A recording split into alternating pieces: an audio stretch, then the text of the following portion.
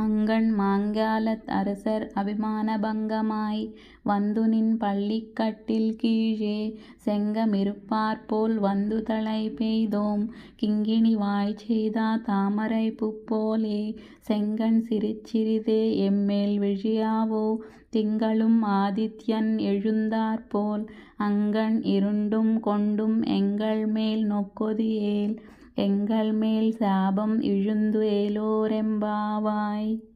గోదామాత గోపికలతో కలిసి ఈ పాసురంలో ఇలా ప్రార్థిస్తున్నారు స్వామివారిని. స్వామి, మీరు నిద్ర మేల్కొని వచ్చి సింహాసనాన్ని అధిష్ఠించండి స్వామి, మేము ఇక్కడికి ఎందుకు వచ్చామో చెప్తాము అంటూ స్వామివారు నిద్రిస్తున్నప్పుడు ఉన్న సౌందర్యాన్ని ఇలా వర్ణిస్తున్నారు.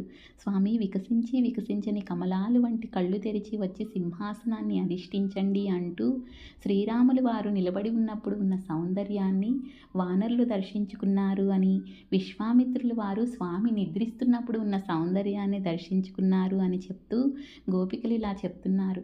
స్వామి, పృథివిని పరిపాలించేటటువంటి రాజులు ఎంతోమంది వారి అహంకారాన్ని వదిలి గుంపులుగా మీ దర్శనం కోసం ఏ విధంగా వచ్చారో అదేవిధంగా మేము కూడా మీ దర్శనం కోసం వచ్చాము స్వామి, వచ్చి సింహాసనాన్ని అధిష్ఠించండి స్వామి అని వేడుకుంటున్నారు గోపికలు.